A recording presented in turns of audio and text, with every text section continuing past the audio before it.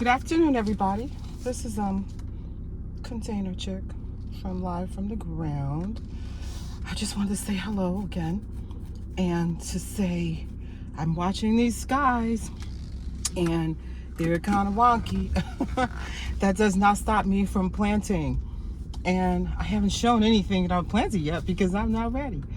I actually was looking for some things that I like to go into Dollar Tree or the dollar store, which is no longer dollar, and I find some things that I can use that for my plant starts, that kind of thing. And I found today in Dollar Tree, and this isn't a plug for the store because they did not pay me, but I do appreciate them having some things that I can use. Is they had these cupcake trays that cupcake holder, and you can transport your cupcakes in, and it comes with the top. And at $1.25, because Dollar Tree is no longer a dollar, it's like $1.25. You can transport your cups in them, your cupcakes, if you do cupcakes. And some of the kids, Easter's coming, I guess people do their Easter, and some of the kids do things in school where they're bringing cupcakes for birthday parties or things like that. And I'm not sure if they still allow that because of allergy situations, what have you. But in any event, it's $1.25 for a cupcake holder with the lid, and they're pretty sturdy. I do not do cupcakes, and I'm not going to be baking cupcakes for anything soon. And I'm not sure anyone would want anyone else to bake food for them, bring it home, because of being afraid of, being more afraid. I mean, I was always afraid of, how people keep their kitchen, worst case scenario, you get it store-bought, at least you came back to the entity. Not that they're any cleaner, but I was always weird about that sort of thing because I don't eat pork. So, I always thought somebody would pork me inadvertently or advertently, because that's what they do.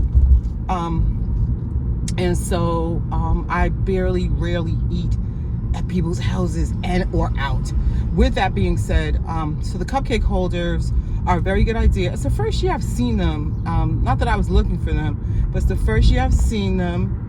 And I came up with an idea to do plant starts in them.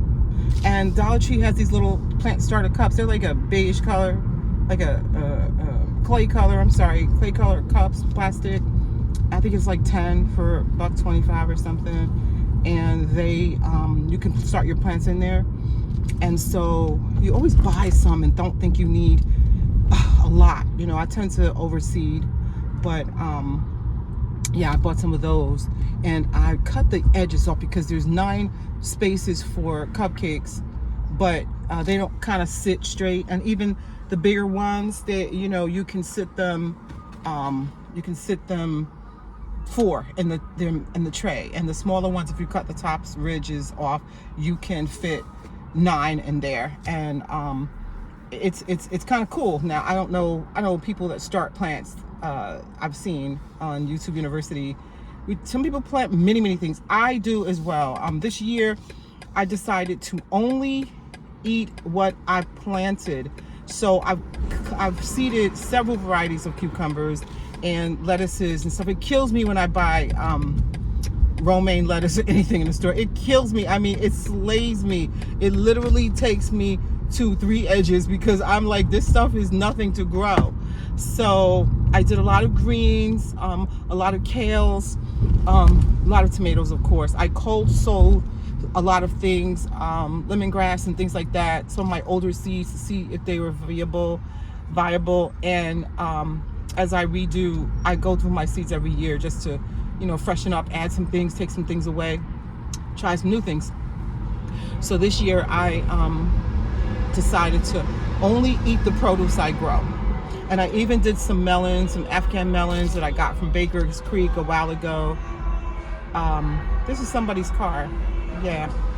So those of you who found your land and your homestead, you probably don't hear this mess, but I'm on another side of town. Not that it matters. You can, the weather's nice and folks get out, they get fever, And it was probably a young woman once you know, chilling with my music loud too. So maybe that's making them happy.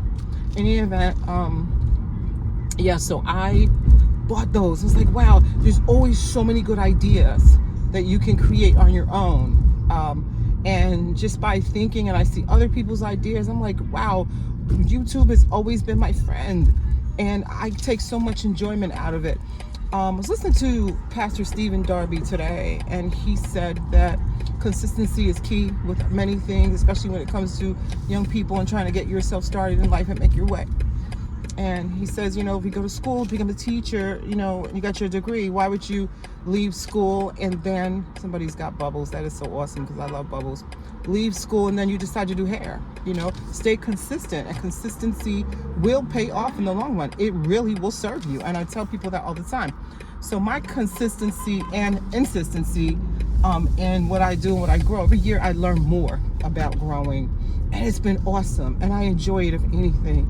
And have I eaten everything I've grown? Yes, I have eaten it. And was it the only thing I've eaten? No. So my project this year is to eat everything I've grown. I live in a city, and I am, my backyard's landlocked, but I just still love it. And I try new things, and that's how you learn, staying consistent and trying new things and living from the ground, you know.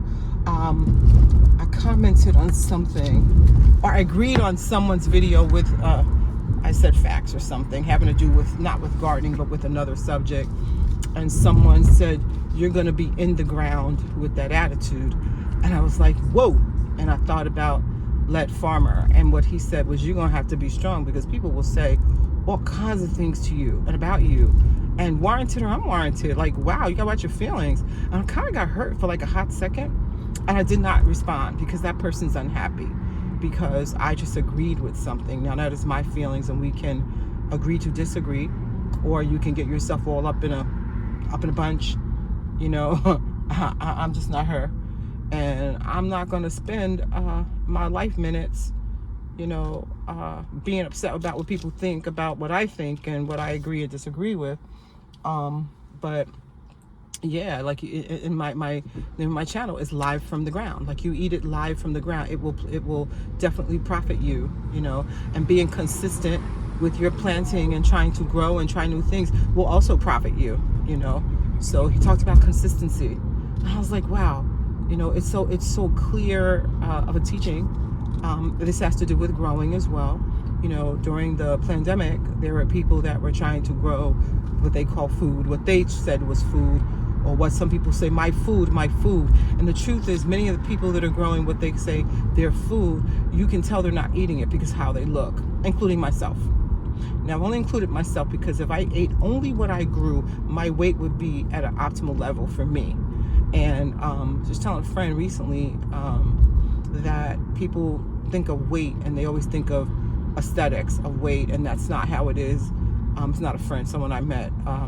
Had to retitle his label, relabel his title, but I had to that I don't care about the weight as much as me caring about the weight and fitting my clothing, because the weight that I am at does not allow me to be comfortable in my clothing. And he's like, wow, that's interesting. I was like, yes, if you have a couple of pieces that you like and you like how they look on you, you would like them to fit well, so you have to stay at a particular weight. And eating what I grow will help me do that. And many people have lots of things. There's one particular person I love to death, and I will not name her, but she's got so many health issues, and she's an excellent grower. She is a master grower, and she grows all kinds of things, but she's suffering from some food-borne, quote-unquote, illnesses, or food choice illnesses. And sometimes if you're 20, you know, we do things in our 20s, we can't go back when we're in our 40s. She's in her 40s, and it's like, okay, that's how you landed, but a lot of things can be reversed, and I know that weight is a part of it, and the food is so denatured. But as a master grower, some of those things should be eliminated, or be able to be eliminated based on if you're eating your stuff, you know. So I mean, major stuff, you know, even high blood pressure.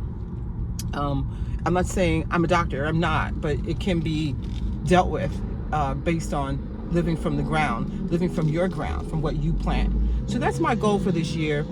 And to get my other items in order to get out of the city, because I know that we are where we are according to our lifeline as written in the book of life. And if I'm not supposed to be on my homestead, then that's where I'm not supposed to be. If I am supposed to be, I will get there. And time has always been of the essence, so I'm not going to lose my mind about that.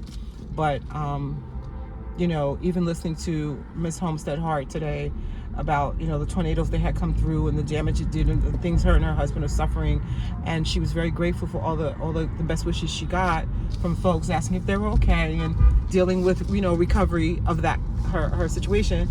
And you know, they've gotten their homestead, and you know, they had some devastation, and you keep it moving, you keep on trucking. You know, I think it was Eddie Kendricks, keep on trucking, baby, you don't stop. There's so many different lyrics, so many songs to tell you don't stop now, you can't stop now, you know.